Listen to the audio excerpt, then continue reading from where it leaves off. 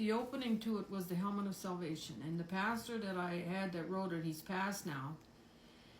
We started off with loose leaves, and then we had it in the computer, and now finally we have a book. And I would call him. He'd be my sponsor. He understood more than his wife did. You're not really supposed to, man and woman, but I would call him and I'd just say, I'm suicidal. Can you please pray for me? And he'd just pray a little simple prayer. He said, suicide? I ask for pardon in the courts of heaven. I tell you to go. That simple.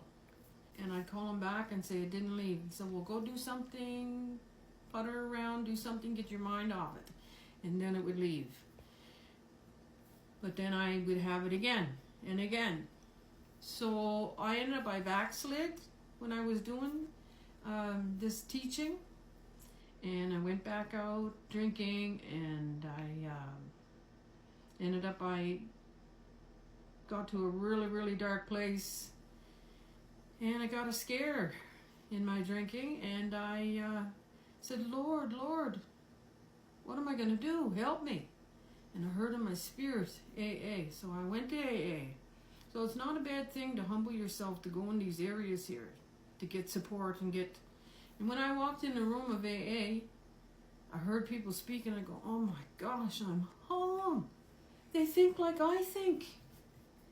And so I got myself a sponsor, and we would hang out together and stuff, and she would continue to say, you need a journal. You need a journal, you need a journal, you need a journal. And I'm thinking to myself, why can't you listen to me for 5 minutes? I'm mad, and I said, I'm going to fix her. I started writing it out.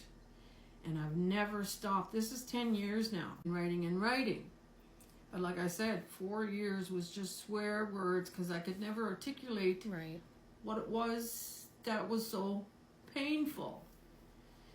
And yeah, it doesn't hurt to get all the help you can, because you can find tools. So I got that key out of AA, out of me being humble, and that's the best thing that I could ever do. It saved me. Plus the helmet of salvation. Now the helmet of salvation is Celebrate Recovery. There's CR. There's sex addiction. Whatever addiction that you have, find it out in your community and humble yourself and just go and listen. Just listen to what people are saying and see how those words are going to connect in your mind. Oh my gosh, I think that. I said that. I do that. Look at these people, how many years they got. How did they ever do it?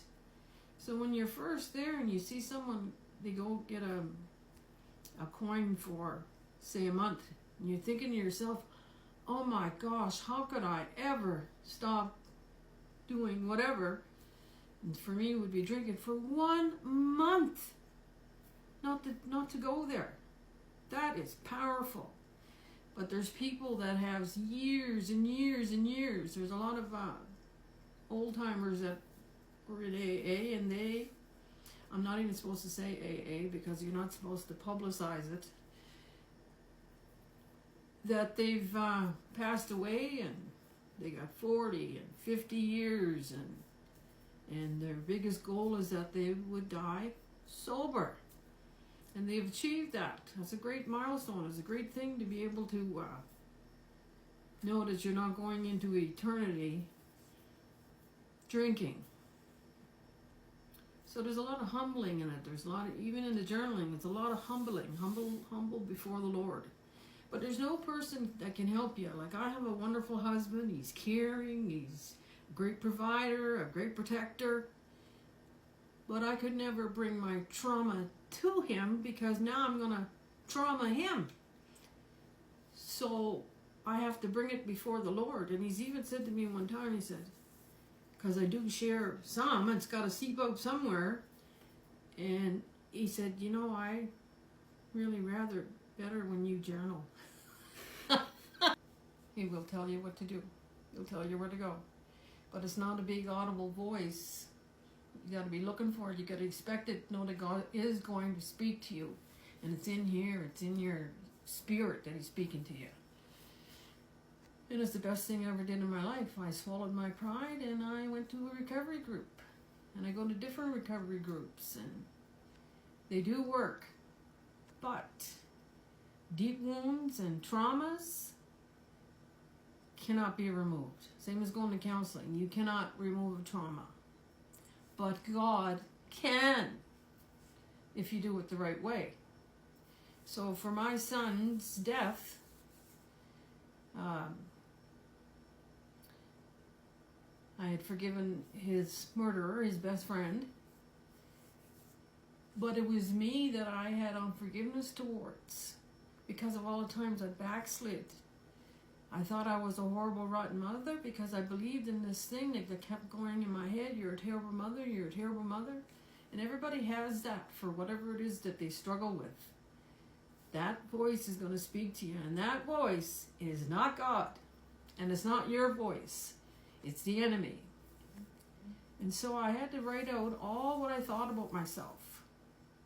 And I wrote it out in pencil. And then I wrote out all the scripture verses that God said about me.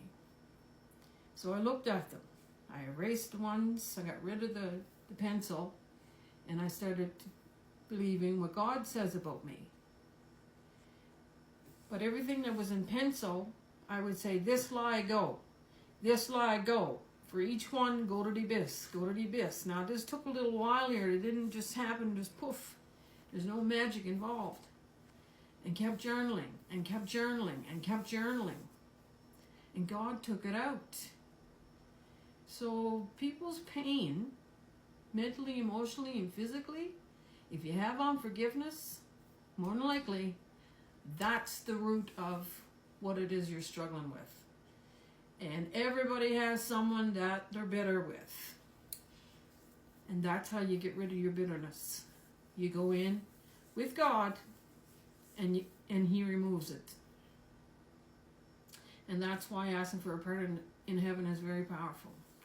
And I have girls that come here, not girls, ladies, and they do their journaling, and they do the helmet of salvation, and they come in and they're sad, and when they're walking out, they're bright, and they're standing right tall, and they're so appreciative, because we take the papers and we burn them. They watch the pain burn into the fire of God, and He gives them a pardon. But again, it's not magical. There's layer after layer for whichever it is, whatever, and it's called